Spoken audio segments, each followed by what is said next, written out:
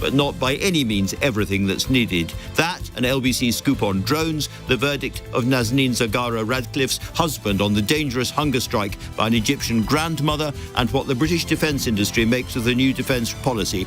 A busy day, therefore. Join me after the news. On your radio, on the LBC app, and Play LBC. leading Britain's conversation. This is LBC.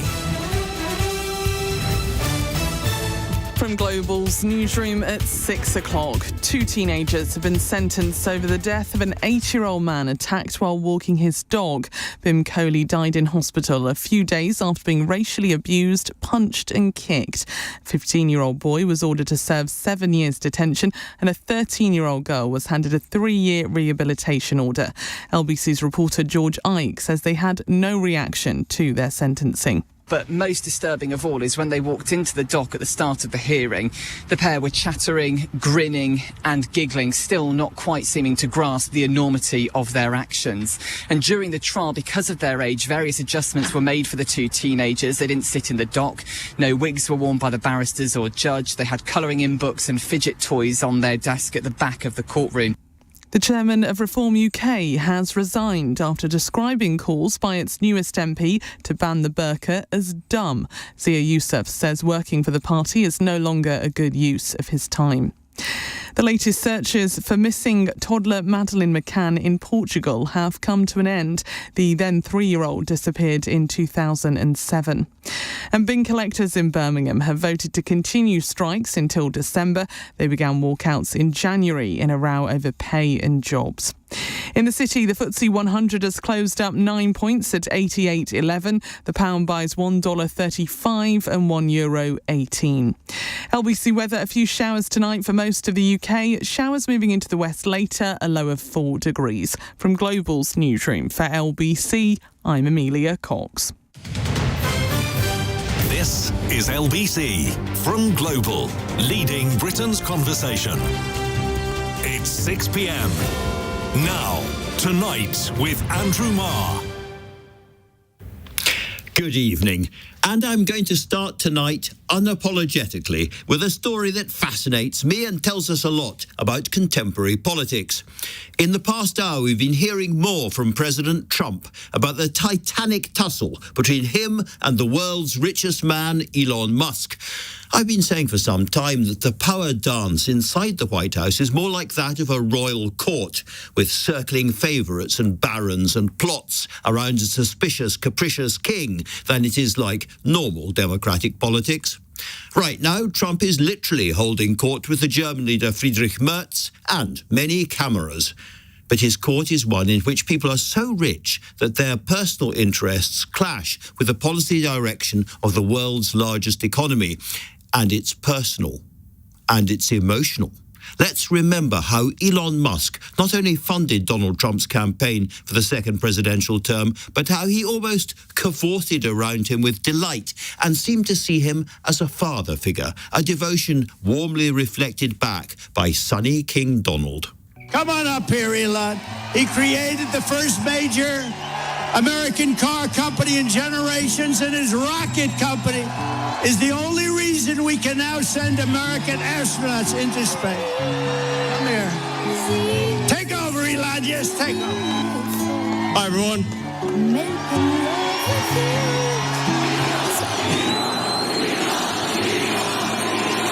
You guys are awesome. Honestly, this is like...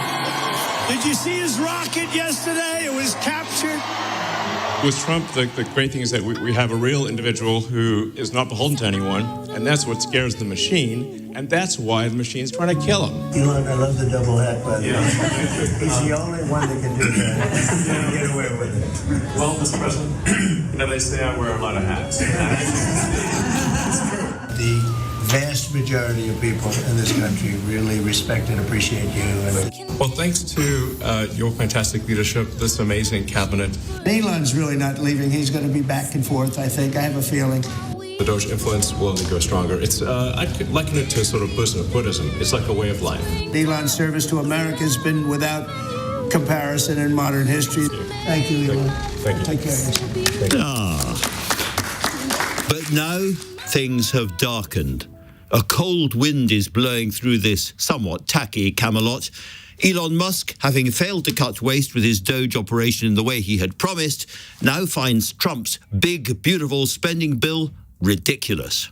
I actually thought that when this big, beautiful bill came along. I mean, like, everything he's done on Doge gets wiped out in the first year. I think a bill can be big or it can be beautiful. But I don't know if it can be both. I mean, he's not wrong. The president's big, beautiful bill would hugely increase American debt and transfer billions from the poorest to the richest. It is bad. It is dangerous. But Musk's language is deeply emotional about it. He calls it an outrageous and disgusting abomination. Why so angry? Speaking in the last hour, President Trump seemed bemused, but also slightly mocking. Well, look, you know, I've always liked Elon, and it's always very surprised. You saw the words he had for me, the words of, and he hasn't said anything about me that's bad. I'd rather have him criticize me than the bill. Remember, he was here for a long time. You saw a man who was very happy when he stood behind the Oval desk. And even with the black eye, I said, "Do you want a little makeup? We'll get you a little makeup." But he said, "No, I don't think so," which is interesting and very nice. He wants to be who he is, so you could make that statement too, I guess. Look, Elon and I had a great relationship. I don't know if we're well anymore. I was surprised because you were here. Everybody in this room practically was here as we had a wonderful send-off. He said wonderful things about me. You couldn't have nicer. Said the best things. He's worn the hat. Trump was right about everything. And I am right about the great, big, beautiful bill. We call it a great, big, beautiful bill because that's what it is. So what gives? Well, JP Morgan, who dug deeply into this 1,000-page bill, have discovered that it includes a plan to eliminate a $7,500 tax incentive for electric vehicle buyers and to ban a similar scheme in California. And that would apparently cost Elon Musk's Tesla company billions in lost profits, at a time when his own net worth has fallen by around $64 billion this year. In a fury, Musk is now targeting the 215 Republican members of Congress who voted for the bill, and he's promising to destroy it. From what I can gather, Trump's bill is a very bad one, which could have terrible social and economic consequences. And yes, for sure, Trump is using the presidency to enrich himself and his family. But let's just pause. Let's just hover over this and think about it. Isn't it extraordinary that one tycoon's ginormous wealth being threatened by another tycoon could in turn threaten the central economic plan of a newly elected American president? This isn't policy. This isn't politics as you and I think about it. This is a private Shakespearean feud promising to reshape the most powerful nation on the planet. We often say that politics and big money should be kept apart. In my lifetime, we haven't had a better example of why. Let's speak first to the eminent journalist and broadcaster Michael Wolff. He's followed the White House closely, including writing the book All for Nothing, How Trump Recaptured America. What does he think about this seemingly cozy relationship going so sour? I think important background to this is that all relationships with Donald Trump break up, end in tears. I mean, they end in public humiliation, public firing, indictments, nothing. Literally, if you go back to the first administration, 100% of the relationships within the White House came a serious cropper. And I don't know why people think that it's going to be different for them, but certainly Elon did think that was the case. Now, the interesting thing I think that's going on here is that in the past, you know, if Trump screwed you, you were kind of screwed. But Elon has maybe recourse. I mean, it is now the most powerful man in the world against the richest man in the world. So that can be explosive. And it certainly is explosive. Just going back to what you were saying about all these relationships end badly, why do you think Elon Musk thought he was different? Do you think he did genuinely see Donald Trump as the kind of father he had never had, somebody he could lean on emotionally?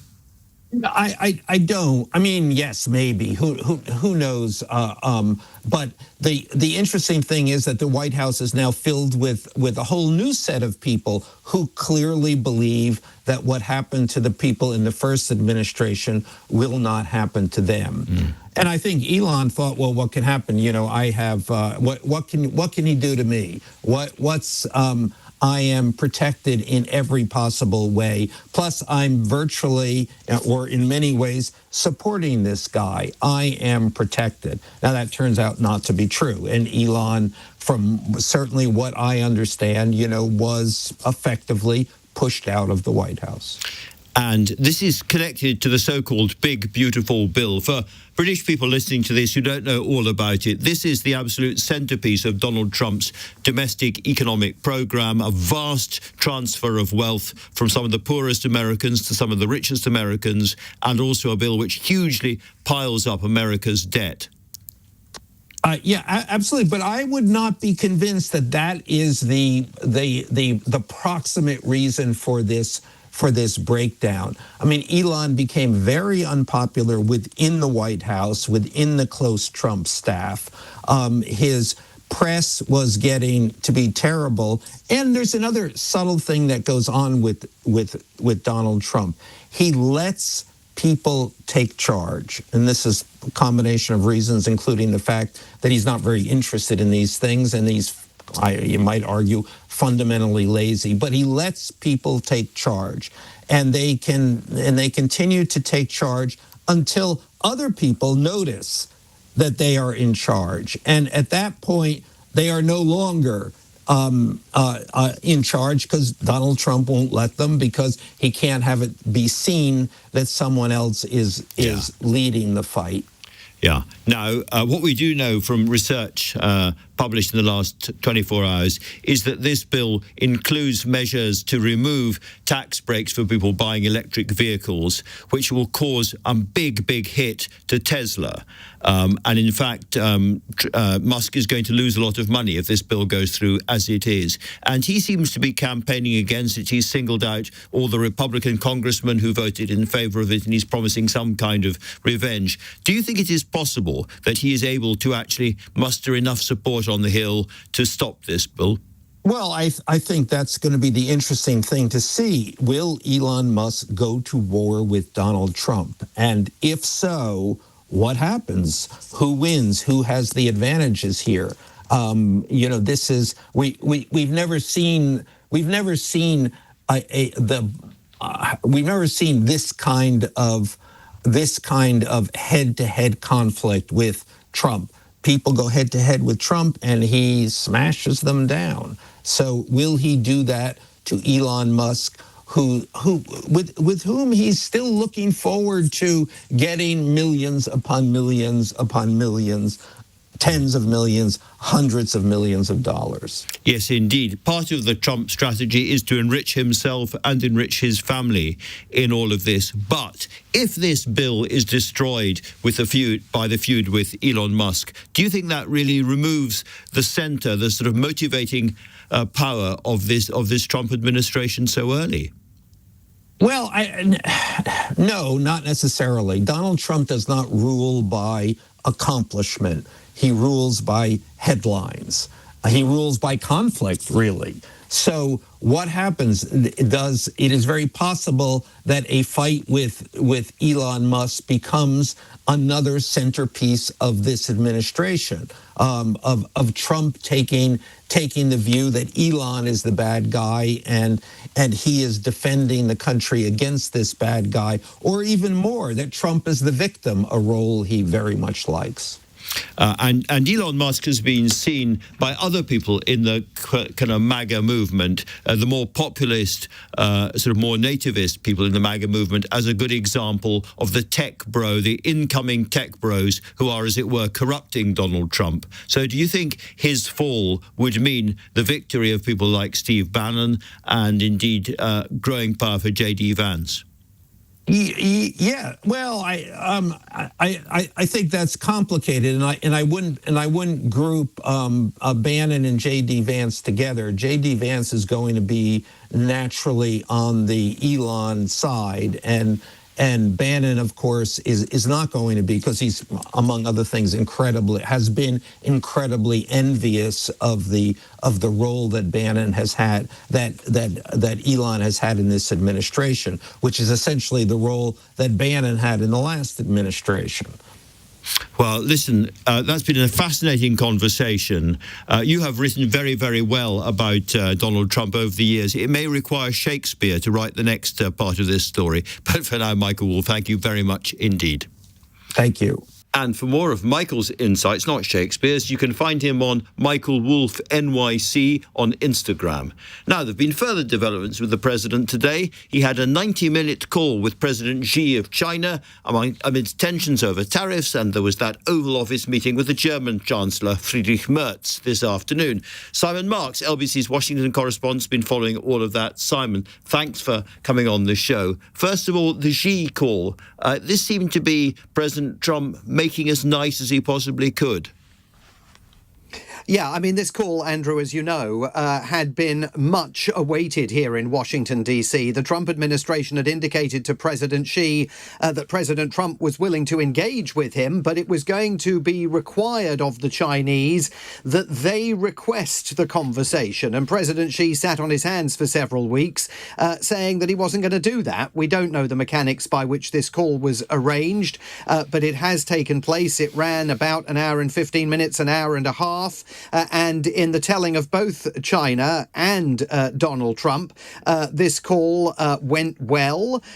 Some sort of forward movement was achieved in terms of further negotiations on the tariffs that Donald Trump has imposed against China and the tariffs that China has imposed against the United States. President Trump says that President Xi invited him to visit China and that he reciprocated, offering President Xi an opportunity to come to the United States. They have agreed that there will be lower level talks somewhere very soon aimed at trying to take the sting out of the tariffs.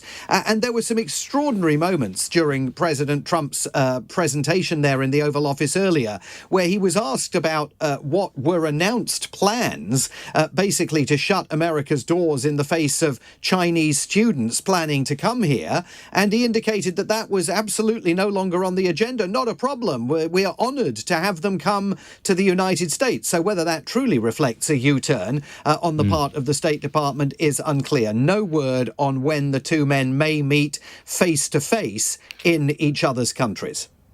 Well, we'll see some big reactions in the markets to all of that, I would imagine, Simon. But let me ask you about Friedrich Merz. Again, it was a kind of a rather brotherly, chummy, jolly kind of exchange between them. But I thought the German Chancellor pushed Donald Trump quite hard about Russia and Ukraine. It was pretty impressive, actually. Yeah, very much. I mean, it was interesting because for most of that encounter, and it went on for about 40 minutes, it was another one of these hazing sessions for a visiting foreign dignitary here as Donald Trump turned the Oval Office into the setting for the Trump show once again. For most of it, Friedrich Merz largely sat on his hands. But when the talk turned to Ukraine and Donald Trump advanced the argument that Russia and Ukraine are like a couple of kids in the playground fighting, and sometimes you've just got to let them fight it out. They've just got to fight it out for a little bit longer before you move in there and you take steps to separate them.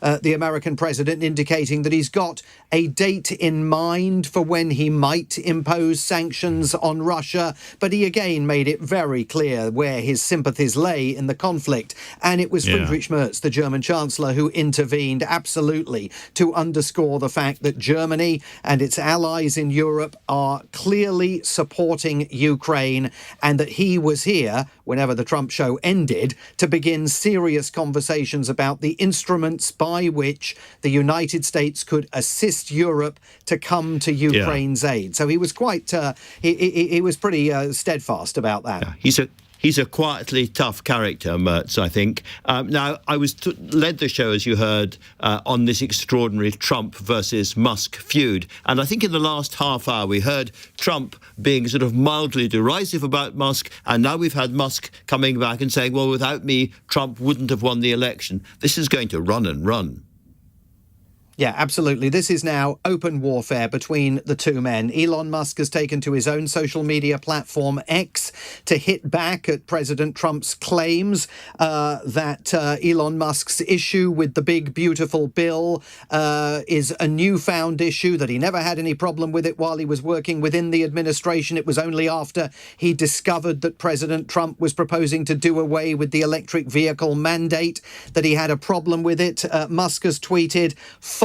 This bill was never shown to me even once and was passed in the House of Representatives in the dead of night, so fast that almost no one in Congress could even read it." He's gone on to push back at President Trump's claims that he would have won the election even without Elon Musk's support. "Without me, Trump would have lost the election," writes Musk. "Dems would control the House and Republicans would be 51-49 in the Senate." And he's written just 2 words to describe his feelings towards Donald Trump within the last half an hour or so, and they read, "Such ingratitude." So the gloves are absolutely coming off now in the trench warfare that is getting underway between these two men, and it's clearly not just about that big, beautiful bill.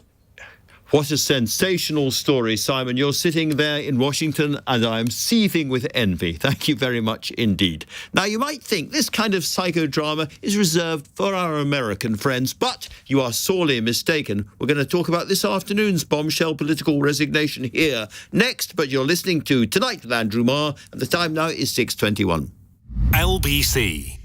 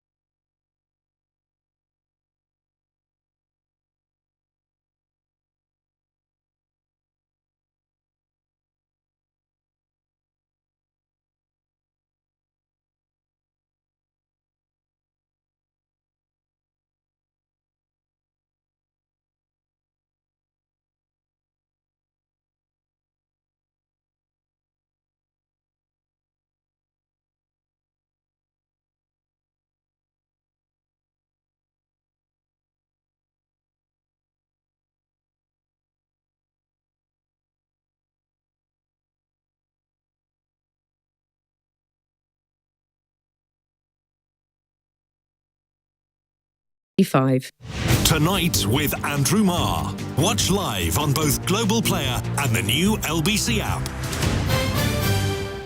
6:23. Now, we were talking just now about the fall of Elon Musk after the failure of his Doge chainsaw attack on American bureaucracy, and you may have thought, oh, Andrew banging on about American stuff and feuds on the right of politics doesn't really touch us here in Britain. Well, ha, ha. In the last hour, the chairman of Reform UK, Zia Yusuf, who had promised a British-style Doge, Reform Doge they called it, taking on local authorities' waste, he has just resigned. More like Elon Musk, perhaps, than he expected. LBC's Aggie Chambre is here to tell me more. Aggie, this is still shrouded in mystery, but do you think he resigned or do you think he was resigned? It's a good question. It seems in this situation like he probably did resign. So he put up a post on social media in the last half hour saying, 11 months ago, I became chairman of Reform. I no longer believe working to get a Reform government elected is a good use of my time and hereby resign the office. Ouch. Which sounds pretty scathing, doesn't it? That sounds pretty ouch to me. Which you could say, if you've just been sacked, maybe you would put up a scathing post like that. But then we had a post on social media from Nigel Farage, of course, the leader of the party, who said he was genuinely sorry that Zia Yusuf had decided to stand down as Reform UK chair, talked about his talent, and then said politics can be a highly pressured and difficult game, and Zia has clearly had enough. He's a loss to us and public life. And those words were interesting because it is a difficult game. And poor dear, he might have added. Well, indeed, but it had been a difficult 24 hours for Zia Yusuf too, because he'd made these comments on social media. It all began when Sarah Pochin, who's the new Reform UK MP, she stood up in the House of Commons yesterday, asked her first Prime Minister's question, and asked Sir Keir Starmer if he was going to ban the burqa. He said no. Lee Anderson, one of the 5 MPs, then said that he thought that was a good idea. We should ban the burqa. He said. Nigel Farage said this was good for the national debate. But Zia Yusuf put on social media it was dumb. He said it's dumb to ask the Prime Minister about a policy that we don't have ourselves. And yes, it's true, it's not in the Reform UK manifesto. So this happened earlier today, and I can tell you, Andrew, everybody went to ground. I tried everyone. I tried several times, texts, calls, nobody. And it wasn't just me. I spoke to a Reform UK source earlier who said they'd been trying to get hold of people too, and they couldn't. So it does seem like that may have been an issue. There's also some talk that there was a reorganisation. He was put more in charge of the Reform UK Doge-style efficiency findings rather than leading the party. But obviously a lot's gone on. And this story is really interesting because there are lots of people in Reform UK who are desperate for power. They can see it. They can see the polls. And there are other people who think that Reform UK is about straight talking. It's about just saying what you think. And there is a tension there. It's about the nature of the politics. And as we both know, sometimes silence could be the most eloquent thing of all. Aggie, thank you very much indeed for that. Next, a little bit of good news for poorer British families. 500,000 more children are to get free school meals, the government announced this morning. And if you don't have something warm and nourishing in your tummy at the start of the day, you can't really learn properly, I think. So let's hear more from the Education Minister, Stephen Morgan. It's a big announcement today, but they're going to need to do a lot more about child poverty by the autumn, won't they? Well, child poverty is a stain on our society, and as a mission-driven government, we want to make sure that every child gets the best start in life. And this is a historic announcement that we've made today to make sure that over 500,000 children will be able to access free school meals from September next year, lifting 100,000 children out of poverty. It's, as you say, a down payment on our child poverty strategy. A really welcomed announcement today in the House of Commons, and obviously a key part of what we're looking to do as part of the child poverty strategy, which will be published later this year. Now, we know that child poverty is a really big problem in this country, and it's been growing very fast for quite a long time now. Do you think, as a Labour politician, it would be a failure by you and by your government if you left office with child poverty as high as it is today? I mean, one of the reasons, Andrew, why I went into politics was because of wanting to tackle child poverty. Growing up in Fratton in Portsmouth, where I was born and bred, so many children were living in poverty. It inspired me to go into politics. It inspired so many on the Labour benches to go into politics as well. I'm really hoping that the child poverty strategy, I'm confident that the child poverty strategy will be an ambitious strategy which will address some of the levers that we need to bring down child poverty once and for all. To explain to people listening who perhaps don't know the details of this would allow anybody whose family is on universal credit of any kind access to free school meals. Is that breakfast, lunch and something at the end of the day or not? So this is the free school meal offer at lunchtime. Obviously, it's lunchtime only, is it? More broadly, we've introduced obviously free breakfast clubs in primary schools. We're rolling that out across the whole country for every child in primary education. We think this is going to make a real difference in terms of attainment, behaviour and attendance. And above that, we're also starting the consultation on the school food standards, because we want to make sure that children are accessing good quality, nutritious food, and we'll be working with stakeholders on that over the course of the next year or so. there's probably nothing any government could do to get children to work better than to give them breakfasts as well. Has there been any discussion about free breakfast for secondary school children? I mean, our focus right now, Andrew, is obviously on breakfast clubs in primary schools. We're legislating for that in the Children's Wellbeing Bill. I want to really learn from what's working in the early adopters that we're doing with 750 schools across the country to see what difference it makes. I'm already hearing really positive things from teachers and school support staff and from parents. I'm really looking forward to rolling this out across the country. And are you absolutely clear that schools are well enough prepared and funded with kitchens and catering staff to deliver this? Well, I'm working really closely with the sector, working with schools and with food industry to make sure we've got the infrastructure in place. But I think it's going to make a real difference to children's lives. And as a mission-driven government, we want to make it happen.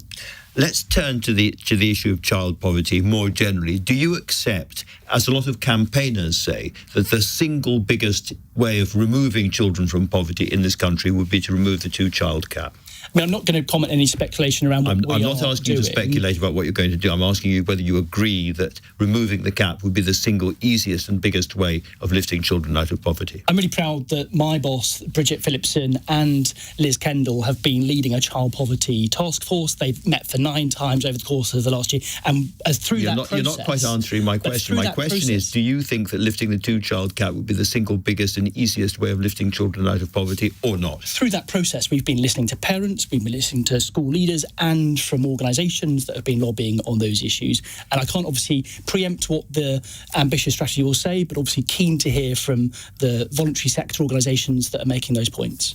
So if you don't think that, what do you think the best levers are?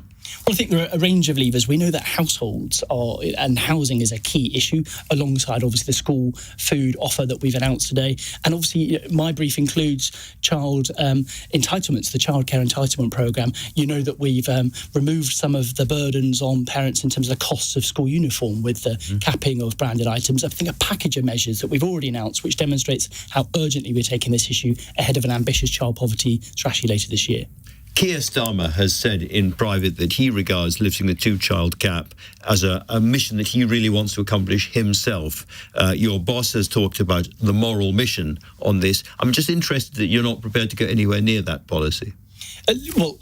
As the Prime Minister set out, we are a mission-led government. We want to bring about change that improves the life chances for children, no matter where they live. Yes. But what about this one? What about this particular policy? I'm sorry to tease you, but we will obviously set out more detail on the child poverty strategy later this year. You're not teasing me. You're frustrating me here. Okay. One final thought. Child poverty has been something that has grown in this country really ever since the beginning of austerity. And the Chancellor and the government are accused by some people on the left of the Labour Party and on the Labour backbenches as well as bringing us austerity 2.0. Do you accept that if child poverty rises during the lifetime of this government, you will have failed as a government, you will have been a second austerity government? Of course, I don't want to see child poverty rise. That's why we've announced today that we, through our interventions on free school meals, we will be lifting 100,000 children out of poverty. I hope with all the other things that this government's doing to break down barriers to opportunity that we will reduce child poverty as quickly as we possibly can. All right, Stephen Morgan, thank you very much for coming in and talking to LBC. Coming up, the husband of the Iranian prisoner Nazanin Zaghari, Ratcliffe, received visits from Keir Starmer while campaigning for her release. The mother of an imprisoned Egyptian-British man is now critically ill on a hunger strike to free him. So why is she being treated any differently? We're going to be talking about that with Richard Ratcliffe. Time now, 6:32, and Amelia Cox has your news headlines. Reform UK's chairman has stepped down, saying working for the party is no longer a good use of his time. Zia Yusuf had described calls by the party's newest MP to ban the burqa as dumb. The family of an 8-year-old man killed while taking his dog for a walk says she's angry and disappointed by the sentence handed to 2 teenagers. A 15-year-old boy was sentenced to 7 years detention and a 13-year-old girl was handed a 3-year rehabilitation order. And a 20-year-old man has been arrested on suspicion of murder after a teenager was hit by a car which mounted the pavement in Sheffield. CCTV footage shows the vehicle veering into the opposite carriageway before hitting him at speed in Darnall. LBC weather, a few showers tonight for most of the UK. Showers moving into the west later, a low of 4 degrees. LBC.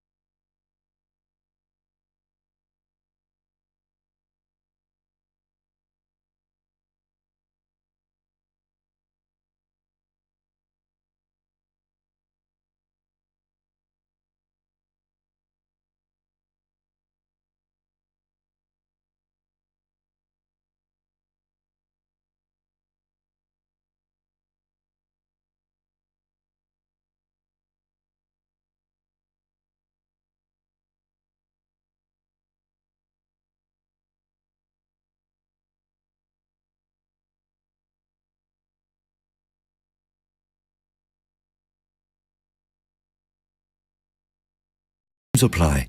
Tonight with Andrew Marr. Listen on your smart speaker. Just say, play LBC.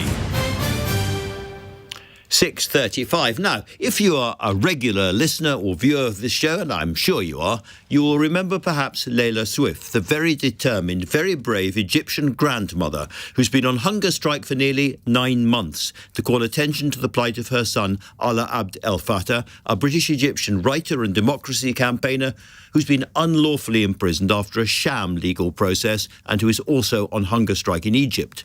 Now, Layla was in the studio with me in December last year, and she had this message for the Prime Minister.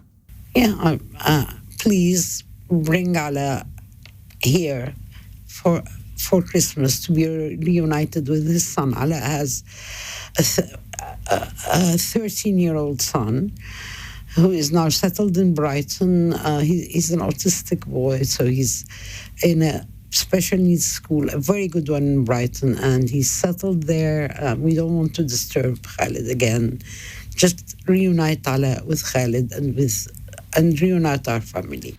Now, Keir Starmer has raised this case with the Egyptian President Sisi, but so far nothing's happened. And Layla, who's now in hospital, and her family are getting desperate.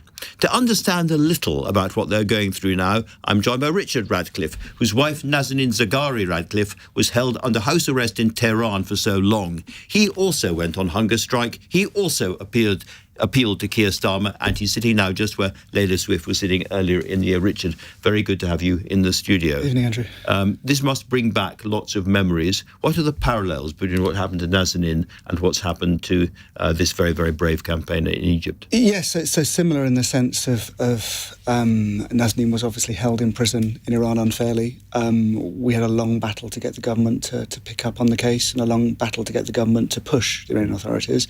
And in the end, I ended up going on hunger strike on the Foreign Secretary's doorstep. I can remember you sitting in Whitehall outside on hunger strike. Yes. Yeah, and I did it because I got desperate, and nothing else seemed to work. So and I think you were visited, weren't you, by the then leader of the opposition, Keir Starmer? I was. Yeah, not many Tories that particular time, but indeed, Keir Starmer came down. David Lammy came down, and after Keir Starmer came down, when he was leader of the opposition, he then telephoned Nazanin, who at that stage was on house arrest, as you said, and spoke to him, promised to listen. We will do what we can to get you home, and that was really important. That was really important that then his support, gave the government the courage to move on our case. And one of the things that both he and David Lammy did when they were in opposition was they promised to make a step change in the British approach to dealing with, Brits arrested overseas. Nazanin was invited up to Labour conference to hear the promise for a right to consular protection. We're going to have a hostage envoy.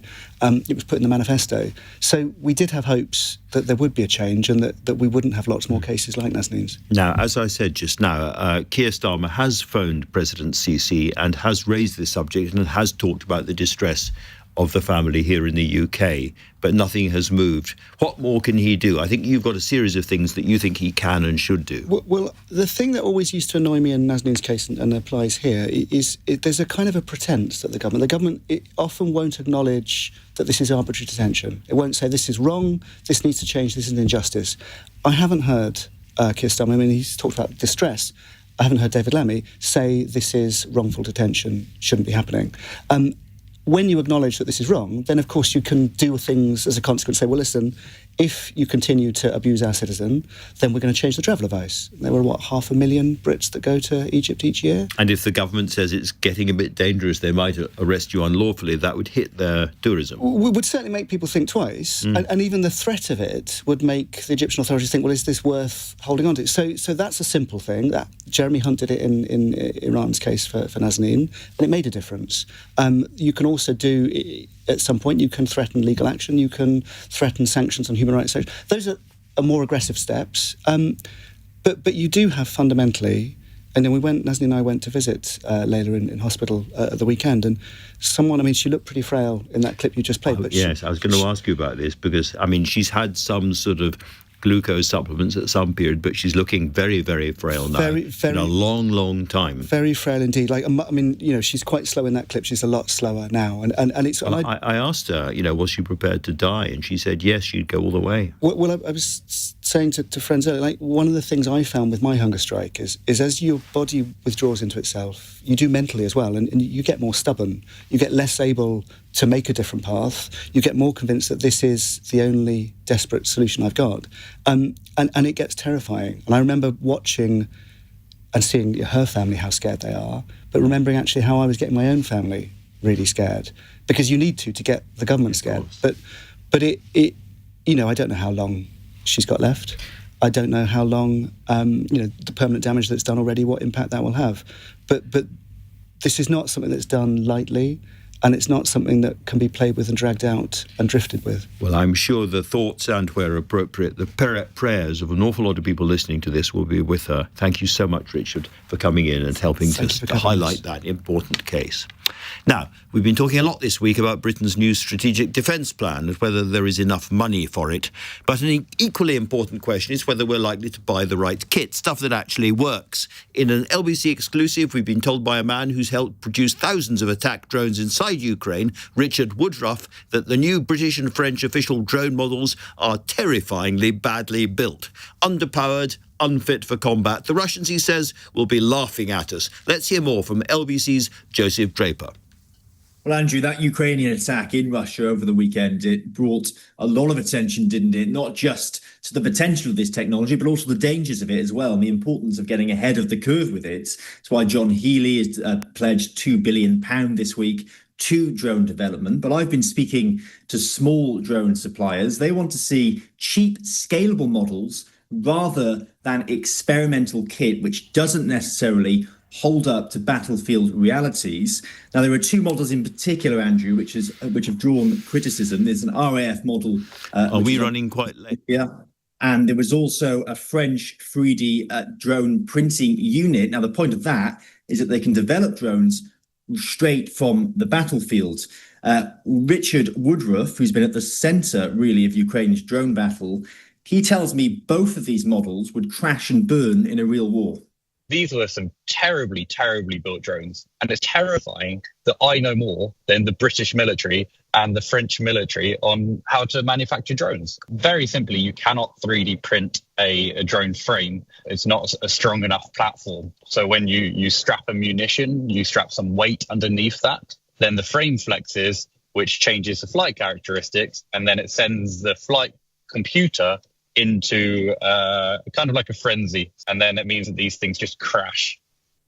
Another drone units in Ukraine, Andrew, have been telling me models donated by the MOD to Ukraine at the beginning of the war simply haven't been effective. They've been sat in boxes because they don't work against Russia's jamming signals.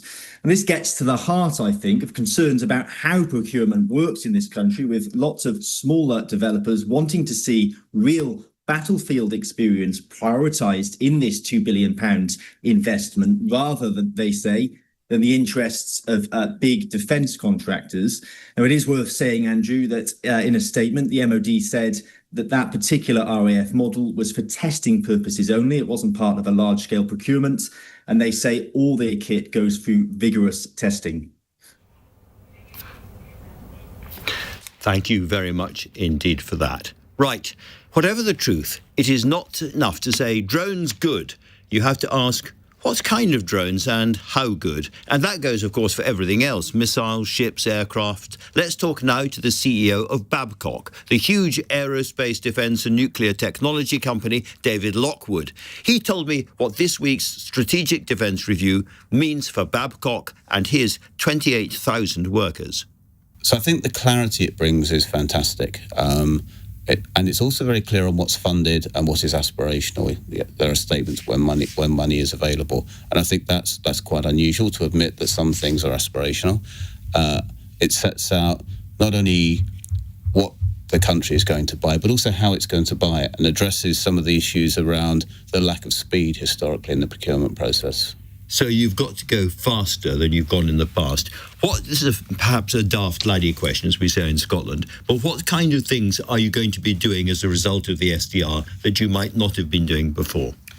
So I think we will change the way we do existing work. So I think the way the government has described the defence dividend is really important, because it's capturing all the value that defence industry can bring to the country beyond simply the equipment and services it provides, the contribution to the local community. So we have a scheme in Rosyth where we work with the local council to help long-term unemployed back into work. It's called a Production Support Operative Scheme. All those things. And it's a very different way of doing business. And this will mean more jobs? It will mean more secure jobs, more training. In terms of what you're actually building, we read there's going to be up to another dozen nuclear-powered attack submarines. Is that your area? Is that the kind of thing that you'll be involved in? The BAE Systems build them. We help with the supportability elements, but we support the entire nuclear fleet and are involved in the supporting of the future AUKUS boats, both in Australia and the UK. We've just been listening to an account of how perhaps official RAF and French drones aren't really good enough. The new wars coming ahead. Everything is going to have to be thought and built in a different way. Looking at what Ukraine has been able to achieve on the ground, the speed and the entrepreneurialism of their defence industry, we have been pretty slow and sluggardly compared to that in the past. I think we'll now be buying things which have the same life cycle as your phone. So we have to be able to procure. Just explain that, David, sorry. So an average cell phone has a life of about 18 months before it's replaced. I'm all too aware of that. Yeah. And even if you want to keep it, the operating system gives up after a couple of years after that. The average drone is only effective before it's too easy to defeat for about 18 months. So you've got a very short time to sort out what you want, get someone to make it and deploy it. So we're going to have to operate a completely different rhythm. So in this new world of war, there's going to be a defence industry remaking drones, remaking the new kit constantly. It's a big constant replenishment of what the RAF or whoever it is has. And a very different relationship between industry and government, because the traditional transactional relationship is simply too slow. It's not, for example, the relationship that Apple would have with its supply chain. So this is a really big challenge, let's put it that way, to the MOD, for instance, in terms of the way it traditionally operates with companies like yours. I think it's a challenge to the MOD. I think it's a challenge for other parts of the government, how they measure value. It's a challenge for industry. I think the great thing is I've just come off a call this morning with the MOD discussing this very thing. I think the collective will and understanding that this is absolutely necessary is there in all parts of the enterprise. So there is an urgency across industry. What, in broad terms, does it mean for a company like yours in terms of employment, in terms of the security of the company going forward? Is this a really important moment in Babcock's history? I think it's a very important moment in the country's history, and as the second biggest supplier to the UK, that makes it a very important moment in the company's history. And finally, looking ahead at this very fast-changing world, we've talked an awful lot about drones. What are the pieces of kit that you are thinking about that don't exist yet?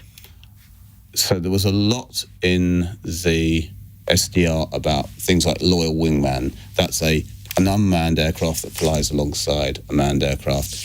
Unmanned mine hunting, using genuinely uncrewed vehicles with AI making its own decisions.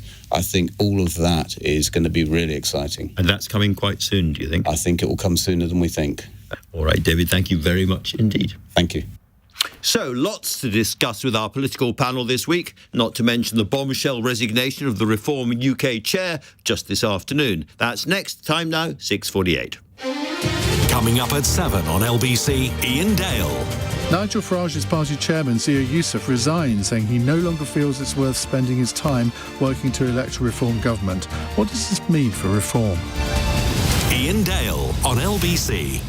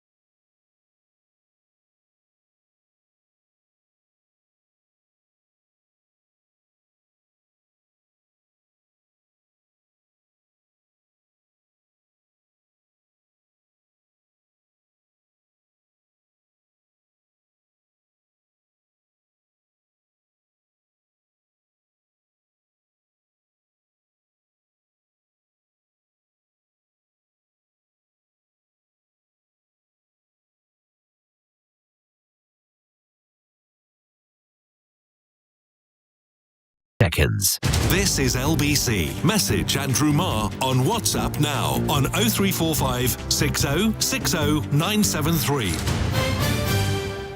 6:50. Big announcements on defence, a landmark education policy bringing free school meals to hundreds of thousands more children. Tories out today in their latest effort to distance themselves from the former Prime Minister Liz Truss. A surprise resignation from the chair of Reform UK this afternoon. And major event coming next week with a Chancellor's spending review. Andrew Marr runs out of breath. Lots to discuss this evening, and we will with the help of my excellent panel, Kate Ferguson, political editor of The Sun on Sunday, and Stephen Bush, associate editor and columnist at the Financial Times and the best-dressed man on British radio. Welcome to you both.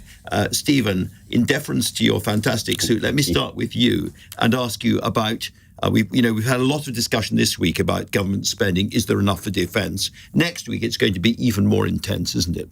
Yeah, next week will be partly because it will be the point where everyone will have settled. The internal rows will be over, but then, of course, the external rows, because that will be when people look at it and go like, oh, what does this mean for the next 3 years? That will, I think, also be a moment when many Labour MPs will look at it and become quite nervous, because obviously this spending review takes us all the way up to almost the next election, so it really does set in stone quite a lot of big political choices. And of all the things that we haven't talked about in terms of sort of bleeding stumps being waived, perhaps local government is going to turn out to be the most important. Yeah, I think so, partly because, obviously, the most important thing that happened in the local elections is there's now a new colour in the British palette, as it were. Reform are going to be running councils for the first time, and many of our local authorities are essentially just their statutory responsibilities. They can't do anything else. And suddenly, this new party will be the one holding the bag for that. They will rightly not want to go down with the ship of being blamed for, oh, my council does its bins and social care. So I think local government politics is going to get very spicy in this parliament. And that's a perfect segue, as we say in the trade, Kate, to talk about Zia Yusuf, the chairman of Reform UK, who was very rude or very hostile to Sarah Potchin's question to the Prime Minister about was it time to ban the burqa, and has now suddenly resigned. We don't quite know why. He was pretty brisk stroke rude, I thought, in his resignation tweet, but we know no more at this stage. No one's answering their phones, perhaps predictably. I mean, it's pretty bombshell, this. Only a few days ago, Nigel Farage was on stage heaping praise on Zia as one of the men that's helped kind of catapult Reform into all ahead in the polls. He's now tweeted he's resigned. We can't raise anyone else in Reform. He obviously had this spat with their newest MP over the burqa, and people did suggest, didn't they, that Reform may implode, not because of anything externally, not because the voters are falling out of love with them yet, but because of these personality clashes in the party. Rupert's gone, Zia's going now. Can they hold it together? It's never happened before in Nigel Farage's career, ever before. It's very interesting. It's a sort of pale imitation, if you like, of exactly what's going on in the States, wasn't it? With Elon Musk and his version of Doge not working. Elon Musk going out, and he and Trump now trading blows as well.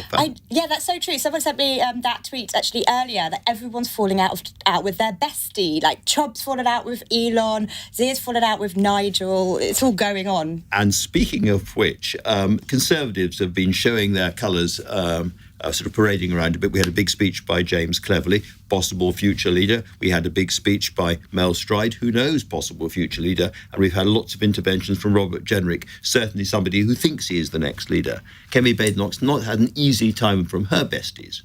No, I mean, part of the problem is when you are doing as poorly in the polls as the Conservatives are, and you've done as poorly in the local elections as the Conservatives are, your ability as any leader is your ability to extract revenge in the future. No one thinks that Kemi Badenoch is going to be around long enough to extract revenge at some point in the future, so everyone is either positioning themselves as a future leader, or I think actually in the case of Mel Stride, who has had I would say, a pretty anonymous time as Shadow Chancellor, he's trying to make himself someone who's a contender to stay in the next Shadow Cabinet under the next leader.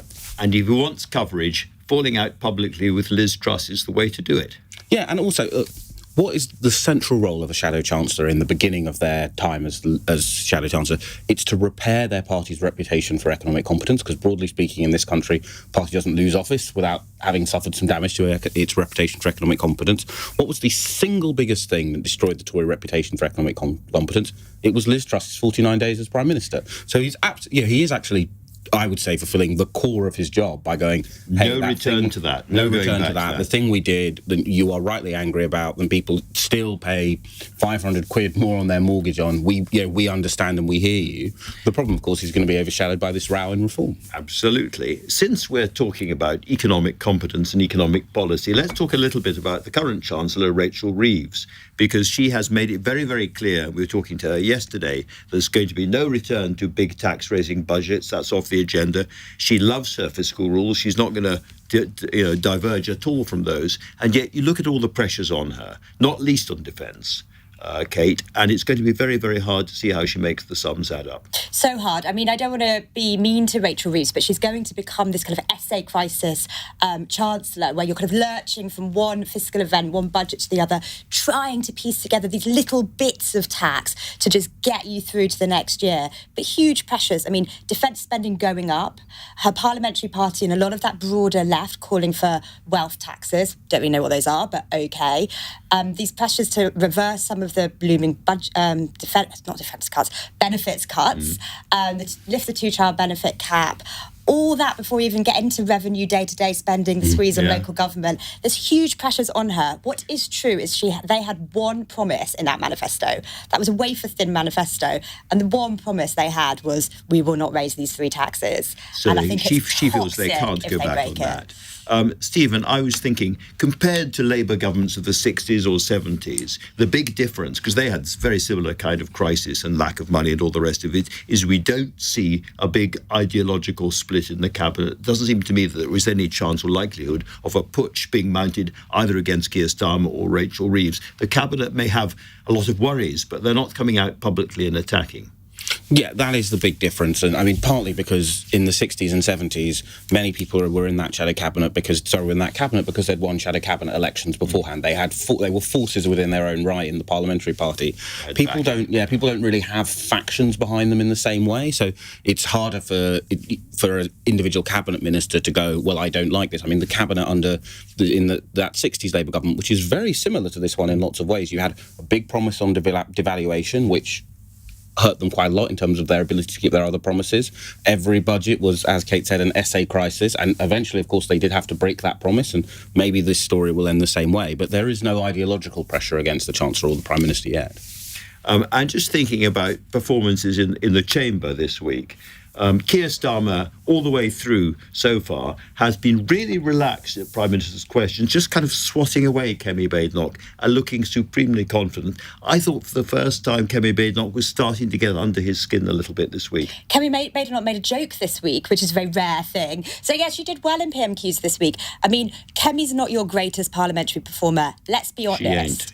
Neither's Keir, so kind of lucky for him she ain't. But just to kind of go back to your point a bit, Keir's got this giant majority, right? He's not really got any big challenge in his cabinet. Angela Rayner might leak the odd memo, show a bit of ankle, but there's no real challenge to him, and there won't be till post-election. So he's got that big majority, he's got that roar behind him in PMQs, and he should be confident and do something with it, really. Well, let's see. There'll be lots and lots of news next week with the spending review. I think that's going to be a monster moment for Parliament. But Stephen, Kate, thank you both very much indeed. If you've missed any of today's show, you can listen back on Catch Up on both Global Player and the brand new LBC app, where you can stay up to date with all the latest news and opinion, put your news categories in the order you want them, pause and rewind live radio and listen to a range of podcasts. Download the all-new LBC app for free from your app store now. Coming up at 10 on LBC, Ben Kentish, but right now it's time for Ian Dale. Thanks, Andrew. The big political news this evening concerns the future of Reform UK. This evening, Nigel Farage has been dealt a devastating blow as his party chairman, Zia Yusuf, resigns, saying he no longer feels it's worth spending his time working to elect a Reform government. Farage says he is genuinely sorry and thanked him for his service. What does this mean for Reform's future? At 8,